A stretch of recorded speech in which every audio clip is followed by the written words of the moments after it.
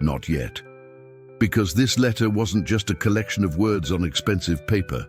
It was a key to a lock that once opened could never be closed again. As Sarah left the room, Margaret pulled the letter back out and continued writing. Her characters were perfect, each stroke measured and precise, just as her mother had taught her. But today, her hand trembled slightly as she wrote the next line. The truth about the Roosevelt fortune is not what anyone believes, and I can prove it.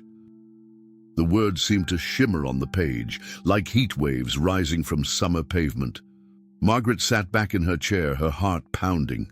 Through her window, she could see Roosevelt Tower catching the late afternoon sun, its windows blazing like 1,000 golden eyes. Somewhere up there in the penthouse she used to know better than her own soul, the Roosevelt family was going about their day, secure in their wealth and position. They had no idea what was coming. But perhaps I should tell you about the incident itself, dear reader. After all, you can't understand the weight of Margaret's letter or the true scandal it would unleash without knowing what drove her to write it in the first place.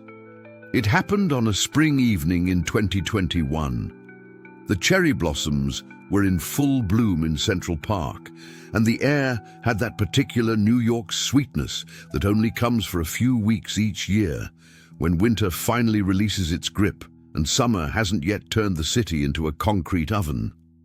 Margaret had been in Thomas Lasselle's study, doing her usual evening tidying. She wasn't supposed to be there at that hour. She usually finished the study before dinner. But young Caroline had been sick earlier in the day, and Margaret had spent extra time making sure the child was comfortable before returning to her duties. That's when she heard the voices. Thomas II and his wife Beatrice were arguing in the hallway, their voices carrying through the study's heavy oak door. This wasn't unusual in itself. The Roosevelts fought often, though always behind closed doors. What was unusual was what they were saying. It has to be tonight, Thomas was saying, his voice tight with tension. The auditors are coming tomorrow morning. If we don't move it now, everything falls apart.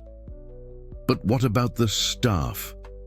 Beatrice's voice was higher than normal, almost shrill. What about Mrs. Chen? She always does the final rounds. Mrs. Chen won't be a problem. She'll be gone soon enough. Margaret's hands had frozen in the act of straightening papers on Thomas's desk. In the silence that followed those words, she heard something else. The soft click